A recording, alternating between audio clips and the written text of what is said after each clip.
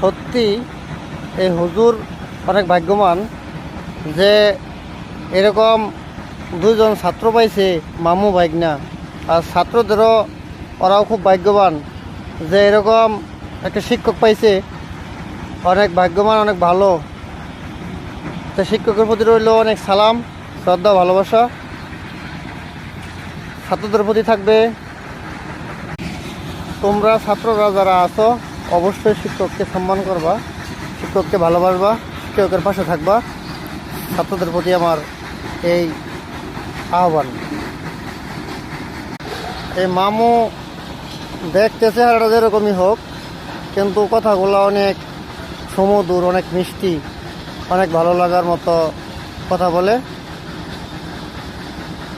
অনেক সুন্দর সুন্দর কথা বলে। শুনবেন।